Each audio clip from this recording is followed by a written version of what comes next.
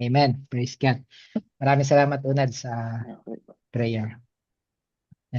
At itutuloy natin ang ating pag-aaral tungkol sa Bible or the Scriptures, the Holy Scriptures, the Word of God.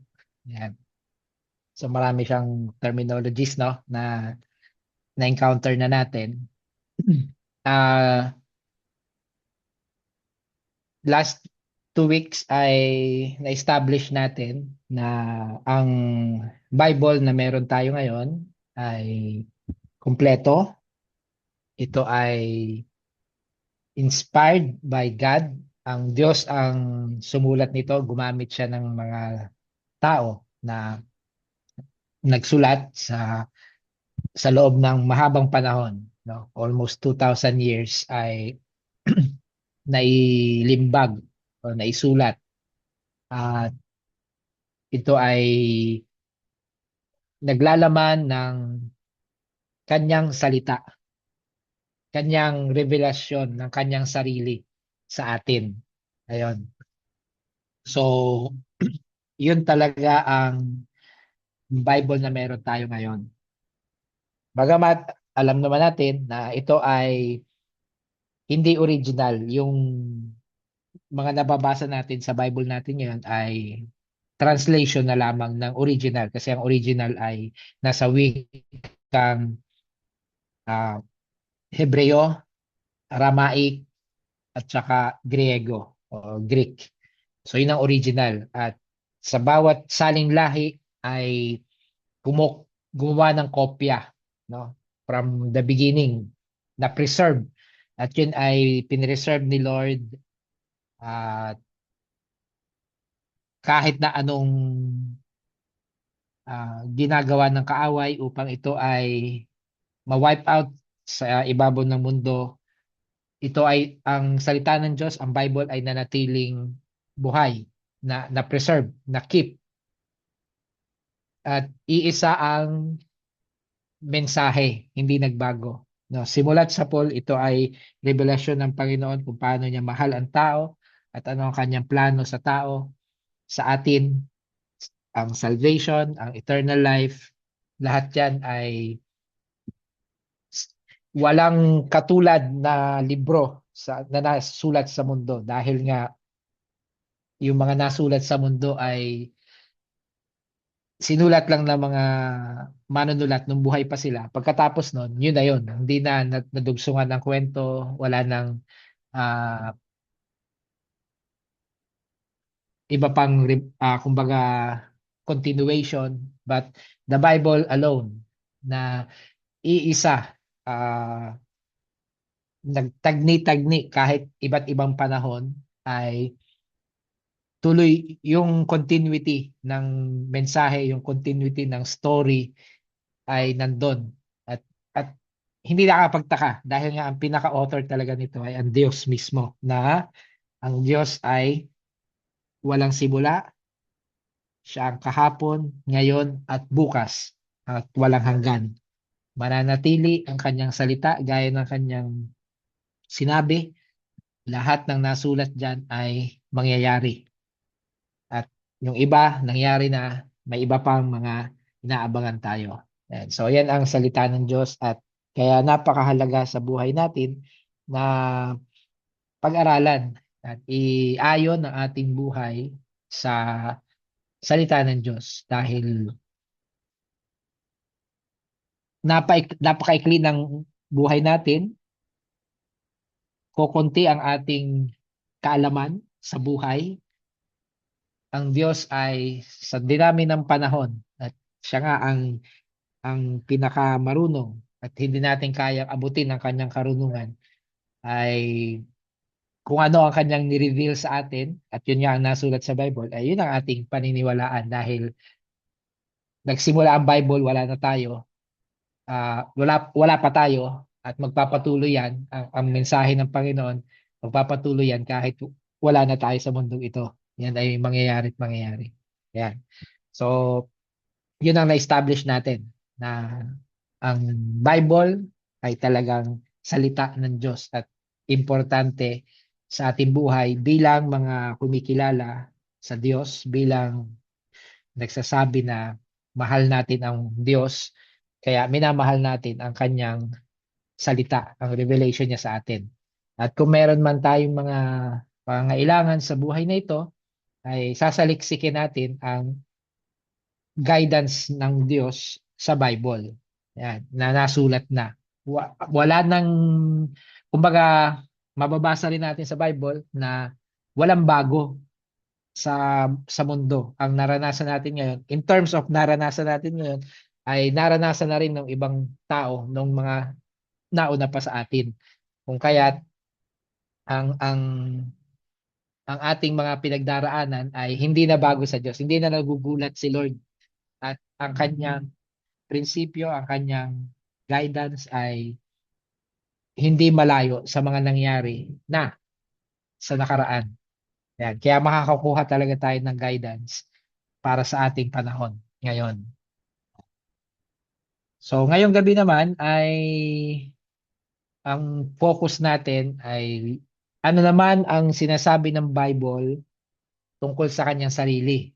At ito nga yung mga simbolo ng salita ng Diyos or the symbols. Ano ang kung ating i-imagine ang salita ng Diyos, ito ay may hahalin tulad sa mga ilang bagay na iisa-isahin natin. At ang pinakauna na simbolo na pag-aaralan natin, at ito ay mababasa rin sa salita ng Diyos, ay sinasabi na ang salita ng Diyos ay tulad ng isang salamin or mirror sa Ingles. At ito ay binanggit ni Apostol Santiago sa James chapter 1 verse 23. Yan. Pwedeng basahin ni Aterina.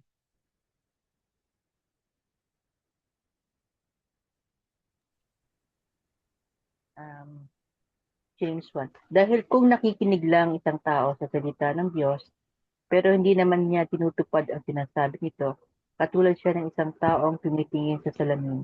Sa pagkatapos makita ang sarili, ay umaalis at agad kinalilimutan ang ayos niya. Ngunit ang taong nagsasaliksik at tumutupad sa kautusan ganap na nagpapalaya at hindi tagapakinig lang na nakakalimot agad, ay ang taong pagpapalain ng Diyos sa mga ginagawa niya. Amen. Maraming salamat po sa pagkabasa ng salita ng Panginoon. Ang salita ng Panginoon, ang Bible, ay tulad raw ng isang salamin. Kapag ito ay binabasa natin, pinagninilay-nilayan natin, ay makikita raw at makikita natin ang ating sarili.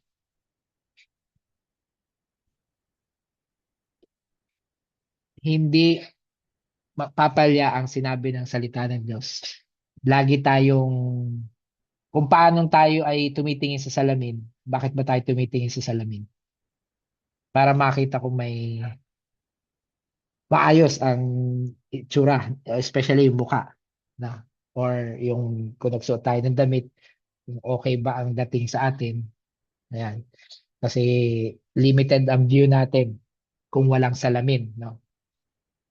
Ayan. So, kung paanong tayo ay inaayos natin ang ating sarili, tsura, outward appearance, kapag gumagamit tayo ng salamin, ay ganoon din ang nangyayari at inihalin tulad na kapag raw tayo ay nag-aaral, nagbabasa, nagninilay sa salita ng Diyos, ay masasalamin natin ang ating sarili at pwede nating i-correct ang mga bagay na hindi ayon sa salita ng Diyos at matuwa naman tayo sa mga bagay na, uy, nakikita ko ang aking sarili na aligned sa sinabi ng Diyos. Ayan. So, ganon ang salita ng Diyos para siyang salamin. Yan. So, sinasabi nga dito na pagpapalain ng Diyos sa lahat ng mga ginagawa niya ang mga taong kung ang kanilang prinsipyo or approach sa salita ng Diyos ay pakikinggan, sasaliksikin, at tutuparin, isa sa buhay. Ayan. Isa sa buhay pagpapalain ng Diyos ang lahat ng gagawin natin. Ayan. So napakagandang pangako. Ayan. But nandun ang karakteristik ng Bible or ng salita ng Diyos na kung saan makikita mo ang iyong sarili. Ma-trace mo na may kakulangan. Yan. May matitrace na may pangangailangan sa Diyos at mga kailangan baguhin sa buhay. Ayun. So pagka nakita mo yon, sabi nga dito, yun yung parang narinig mo, nakita, at hindi mo naman isiniayos, umalis ka na lang, umalis ka doon sa harap ng salamin, kinalimutan mo, or ignore, no? Yun. Pag ganun daw ay hindi yun kaya-aya sa Diyos, no? Hindi kaya-aya yun sa Diyos. But the same, no? Still the same. Nakita mo ang iyong sarili. So ang isang patunay na ang salita ng Diyos ay maaahalin tulad sa salamin. Yan. Second na symbol or symbolism, si Mira, Hebrews chapter 4 verse 12. Sapagkat buhay at mabisa ang salita ng Diyos at higit na matalas kaysa sa alinmang espadang magkabilaang talim. Tumatagos ito hanggang kaluluwa at espiritu at hanggang sa kasukasuan at kaloob-looban ng buto. Nalalaman nito ang pinakamalalim na iniisip at hinahangad ng tao. Amen. Praise God. Ito, mas masakit, no? Mas masakit, mapanakit ang salita ng Diyos. At ito ay totoo sa ibang mga tao na, na kahalintulad ng isang espada, sword. At hindi lang basta sword na iisang side ang talim. Dito ay magkabila ang talim. So pag wala kang ligtas, no? Wala kang ligtas. Pag hina, inayudahan ka ng ah, espada, yan, ay hindi mo talaga siya masasangga o mahahawakan dahil both sides ay may talim, masusugatan at masusugatan ka. Yun ang paghahalintulad, no? At itong araw ay tumatagos hanggang sa ah, ah, hiwalayan ng kaluluwa at espiritu. Yun yung sa English kasi ganun eh. Kung saan kumbaga tagos, no? Hindi lamang sa laman, buto hanggang kaluluwa at espiritu mo ay tatablan ng espada ng salita ng Diyos hanggang sa kaloob-looban at ang nalalaman ng salita ng Diyos at kayang ipahayag ng salita ng Diyos ang ating pinakamalalim na iniisip at hinahangad. Yan. At ito nga ay masakit kung minsan. No? Madalas, siguro, nung unang mga Kristiyano, nung nagsisimula pa lang tayo, madalas na bakit kinokorek ka ng parang ikaw ang pinatatamaan. Yan. May mga ganong kwento. Parang ikaw pinatatamaan, lalo na pag minsan ay may mga preachings uh, na highlight ang iyong mga mali. Yan, para bang ikaw ang pinupuntirya, pero hindi. Kasi ang salita ng Diyos ay tulad ng isang tabak o sword na magkabila ang talim. Talagang tatagos at tatagos. At ang pinakamaganda dito pa rin ay yung buhay at mabisa ang salita ng Diyos. Ano ibig sabihin ng buhay ang salita ng Diyos? Hindi dahil ito ay sinulat, yan. Yun ang kaibahan talaga ng salita ng Panginoon, ng Bible, scriptures. No? Ang scriptures na mismo ang nagsasabi, ito ay salita ng Diyos mismo ang nagsasabi na ang kanyang salita ay buhay. Ibig sabihin, maiwasan mo siya ngayon, posible, pwede mo siyang i-ignore, pero dahil buhay siya, pwede kanyang i-hunting. Yan, kung sword ang analogy, no? I-hunting. Sa unang hataw, maaring nakailag ka, Pero dahil buhay ang salita ng Diyos, babalik yan at talagang hanggat hindi mo binabago ang iyong mga kailangan baguhin sa'yo, hanggat hindi mo inaayon sa kalooban ng Diyos, ay tatamaan at tatamaan ka. Yan. Yun ang ibig sabihin ng buhay at mabisa. No? Ah, meron ba kayong ibang explanation dun sa buhay ang salita ng Diyos?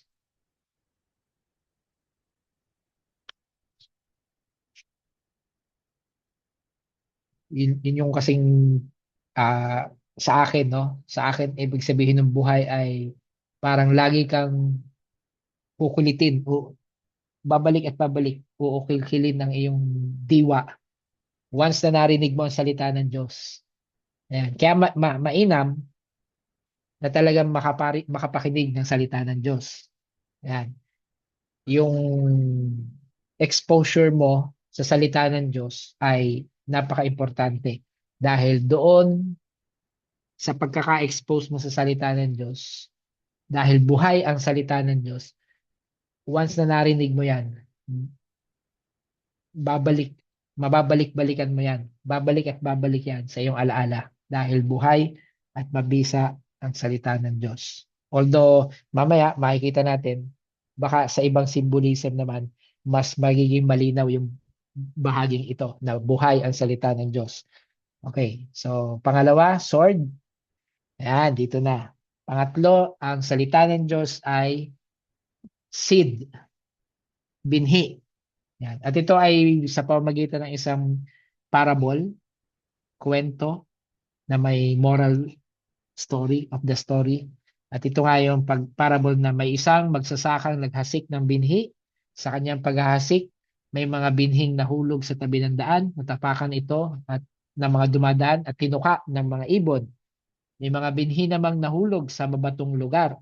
Tumubo ang mga ito pero madaling nalanta dahil sa kawalan ng tubig.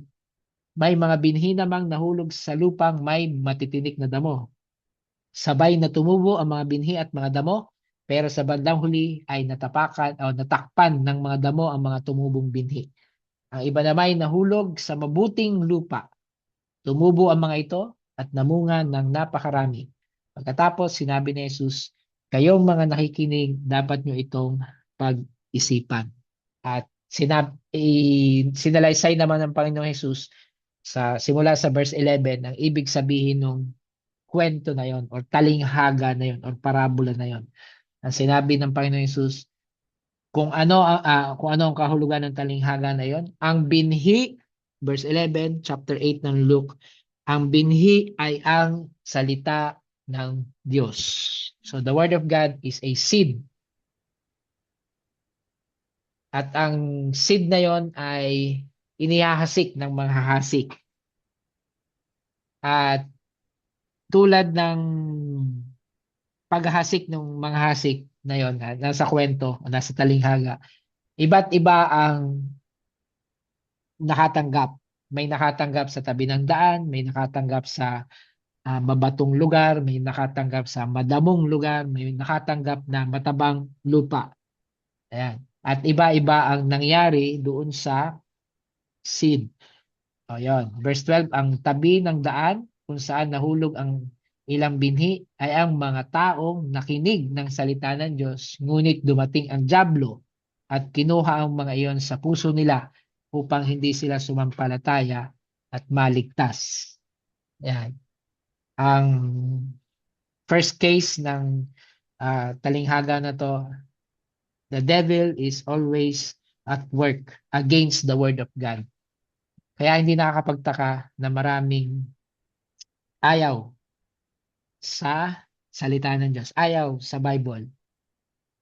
Mabanggit man lang, marinig man lang, makita man lang anino ng Bible sa kanilang lugar. Ayaw. Yan. Hindi dahil sa talagang ayaw na ayaw nila bilang isang tao. Minsan ay puspos sila ng dyablo. Yan. Kasi ang dyablo ang umaagaw ng salita ng Diyos. Para hindi nga maka-penetrate, kahit tabak o hindi siya makasimula ng function sa kanila. Ayan. So, ganon ang salita ng Diyos. Mabuti para sa atin, sa iyo, sa akin, may panahon tayo at nagbibigay tayo ng panahon na makinig ng salita ng Diyos. Yan. At huwag sana tayong maging katulad nung naagaw ang mensahe, naagaw ang salita ng Diyos sa atin. Parang pasok sa isang tenga, labas sa kabila. Huwag sanang ganon. Yan. Verse 13, ang mabatong lugar kung saan nahulog ang ibang binhi ay ang mga taong nakinig ng salita ng Diyos. So pareho din, nakinig. At masaya itong tinanggap. Ngunit hindi taimtim sa puso nila ang pagtanggap. Kaya hindi tumagal ang kanilang pananampalataya. Ayan. Pagdating ng mga pagsubok ay agad silang tumatalikod sa kanilang pananampalataya. Ayan. So, walang pagpapahalaga din sa narinig na salita ng Diyos. Verse 14, ang lupang may matinik na timo, kung saan nahulog ang iba pang mga binhi ay ang mga taong nakinig ng salita ng Diyos. Walang pinagkaiba doon sa dalawang nauna. Nakarinig nila ang salita ng Diyos. Ngunit sa katagalan, nadaig sila ng mga alalahanin sa buhay, kayamanan at kalayawan sa mundong ito. Kaya hindi sila lumago at hindi namunga. Yan. So ang kaibahan nitong pangatlong uri ng taong ito na nakinig ng salita ng Diyos ay sumusunod. May ilang sinusunod, may ilang hindi. Pero mas nag-uumapaw sa buhay nila ang mga alalahanin, ang kalayawan, ang kayamanan, no? Ang paghabol sa karangyaan, sa kasikatan. Kaya hindi namunga ang salita ng Diyos, yung hindi na-replicate sa buhay nila, hindi naisalin sa kanilang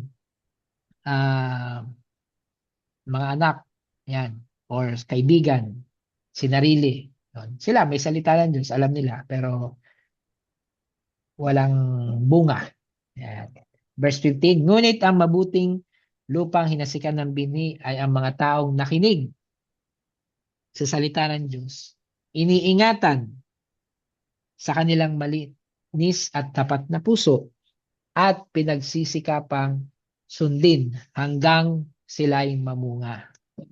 Yun ang kaibahan. At nawa tayo yung pang-apat na uri na yon, no? Na ang salita ng Diyos ay tulad ng binhi, itinatanim kapag narinig natin, na itatanim yun sa buhay natin, pero kailangan siyang alagaan, no? Ingatan at pagsikapang sundin. Yan. Protektahan na hindi maagaw, manatiling nasa atin. Yun ang ini-expect sa atin. Dahil nga ang salita ng Diyos ay kahalintulad ng binhi. Yun. So tayo mga plantito-plantita, no? Ang analogy na lang natin, may binigyan ka ng plants.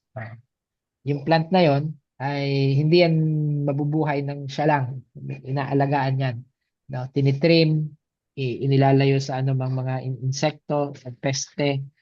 Ayan, dinidiligan. Minsan yung iba nga kinakausap, pinapaarawan. So yung proper care. Ganon din ang ini-expect at base dito sa kwento ito talinghaga ng Panginoong Hesus ay ganon ang magandang maging trato sa salita ng Diyos dahil ang salita ng Diyos ay tulad ng isang binhi. Yan. Huwag masayang, huwag nawang masayang, kundi maging kapakipakinabang sa atin at sa iba. Yon, namumunga sa iba. Para naman sa iba, sa sunod na henerasyon. Pang-apat na simbolo ng salita ng Diyos ay purifying agent. Yan. Si Unad, pakibasa po. Kuya. Mga lalaki, mahalin ninyo ang iyong asawa tulad ng pagmamahal ni Kristo sa kanyang iglesia. Nihandog niya ang kanyang sarili para sa iglesia upang maging banal ito at matapos linisin sa pamamagitan ng bautismo sa tubig at sa salita ng Diyos. Amen. Yan. So ang kahalintulad dito ay inihalintulad sa pag-aasawa. Yan. Sa mag-asawa, may babae, may lalaki. At inihalintulad na ang mga lalaki ay tulad ng Panginoong Hesus sa kanyang bride, which is the church. At bilang groom,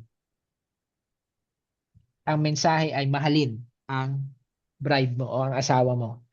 Yan. So mga lalaki sa lupa, mahalin ang asawa tulad ng pagmamahal ni Kristo sa kanyang iglesia or the church. Ikaw at ako yon, no?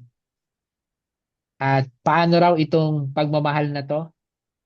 Ang pagmamahal na to ng Panginoong Hesus sa kanyang iglesia ay paghahandog ng kanyang sarili matapos linisin. Yan. So, ano ang ginamit na panlinis? Bautismo at salita ng Diyos. Yan. So, kaya ang salita ng Diyos ay purifying agent or water in the general sense kasi ang tubig ang universal solvent, ano? Yan ang universal solvent ng accepted niya ng science, no? Na ang water ay universal solvent or purifying agent. Yan. Yun ang salita ng Diyos. Kung paanong naging malinis ang iglesia dahil sa pagmamahal ng Panginoong Hesus, ito ay dahil sa salita ng Diyos. Yun. Ang salita ng Diyos ang lumilinis, purifying agent. Yan. Kaya kung kailangan nating maging malinis, ay panatilihin nating nagbabasa, nilay-nilay ng salita ng Diyos para tayo ay laging malinis sa harapan ng Diyos. Yan, banal. Karapat dapat sa pagmamahal ng Panginoong Hesus. Ayan. So yun ang reference natin, Ephesians chapter 5 verse 26. The word of God symbolized as a purifying agent or water. Ayan. Psalm 119 verse 105.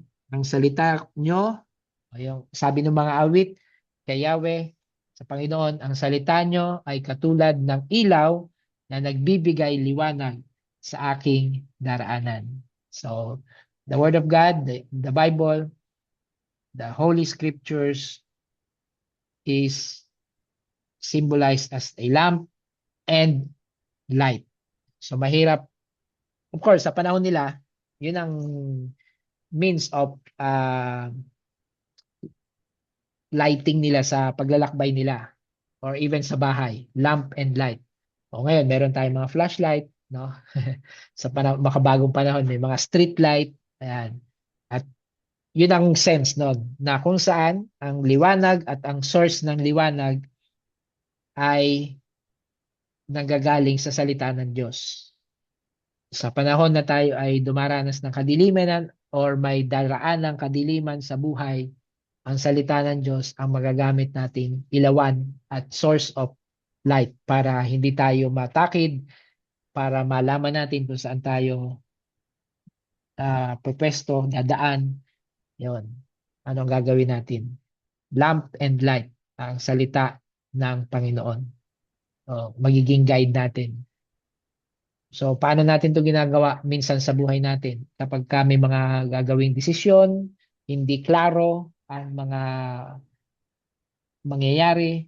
Ayan. So, sinasaliksik natin ang salita ng Diyos at hinahanap natin ang liwanag mula sa salita ng Diyos upang maliwanagan natin, maging klaro ang mga bagay. Yan, sa mga gitna ng pag-aaway, di pagkakaunawaan, yan, medyo cloudy ang mga judgment natin. Ang salita ng Diyos ay magiging klaro, magpapaliwanag ng lahat. Yan, yun ang gamit na salita ng Panginoon.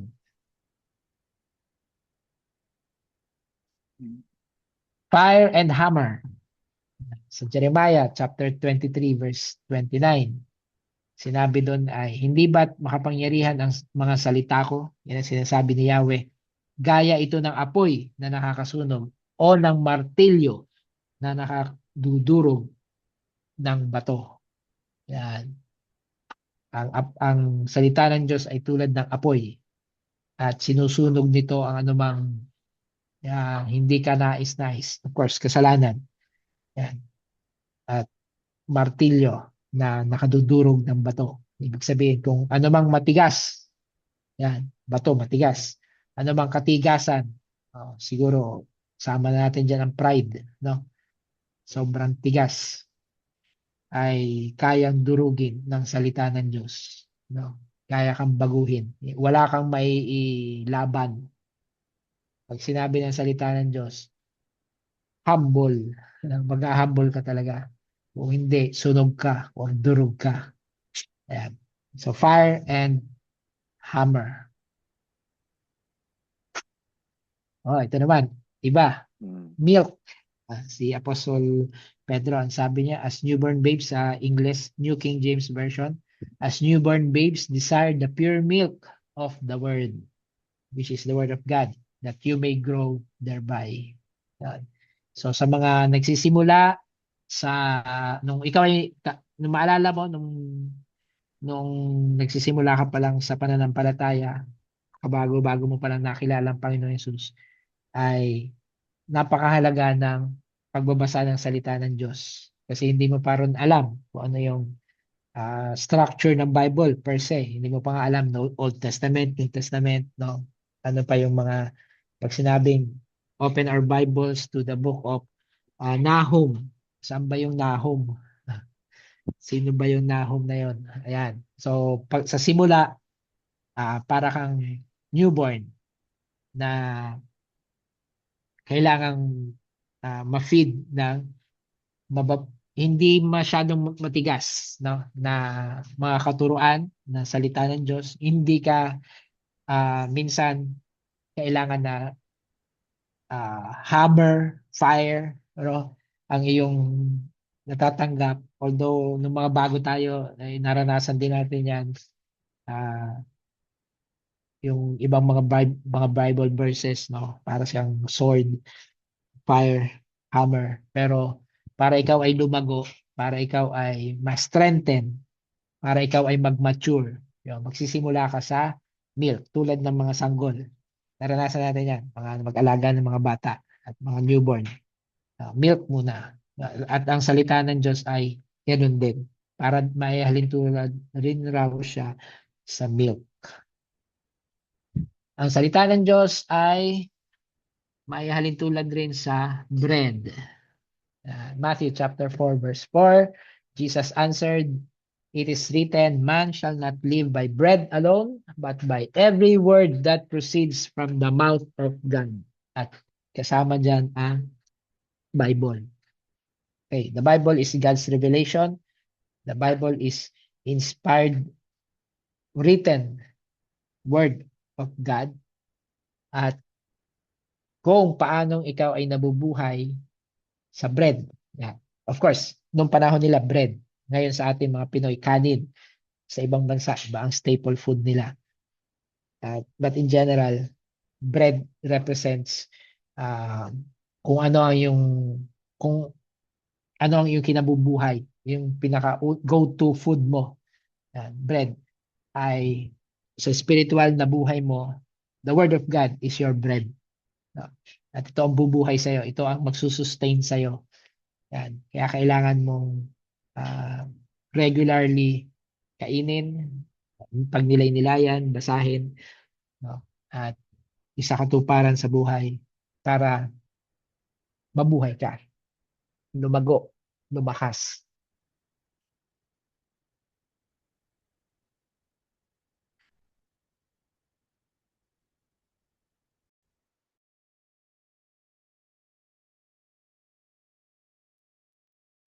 And finally, Psalm 119 verse 103. The word of God is honey. How sweet are your words to my taste. Sabi ng mga awit, sweeter than honey to my mouth. Ayun. So yun ang comparison. No? Actually, yung buong Psalm 119, pag binasa mo yun, maraming verses yun, no? Ay lahat yun ay patungkol sa law of God, which is, of course, understandable. Psalm is an Old Testament book, writing, and of course, during that Old Testament time, gaya ng napag-aralan natin, ang Bible pa lang nila noon is yung Torah, Law of Moses. Tama? At yung ibang mga through time, no? Kasi ang Psalm hindi lang naman yan nasulat ng isang upuan, no? Maraming panahon diyan. Tatlo ang authors diyan. Si David ang pinakamaraming sumulat diyan dahil si King David ang psalmist, no? Kilala, but may mga iba pang sumulat diyan. So, kung ano ang kanilang mga writings noon at ang kanilang mga Bible noong panahon na yon, yun ang kanilang nire-refer. Kaya ang reference doon ay law. Your law, O God. Yan. Kautusan. Ang kautusan ng Panginoon ay tulad ng isang honey. Yan. Masarap kainin. Masarap namnamin. Yan. At sa panahon naman natin ngayon, kasama na ang New Testament. Yan. So lahat ng yan ay nawa ma-experience na natin na napakasarap na pag nilay-nilayan ang salita ng Diyos. No? Yan. Okay. So in summary, these are the symbols of the scripture: mirror, sword, seed, purifying agent, lamp and light, fire and hammer, milk, bread, and honey. Or in general, food for our soul. Yan. So sa buhay ba natin, meron na ba tayong masasabing na experience natin na Word of God ay naging mirror, naging fire, milk? Meron ba kayo mai-specify sa buhay natin? Hammer, naging hammer ang Word of God? May naalala kayong ganon?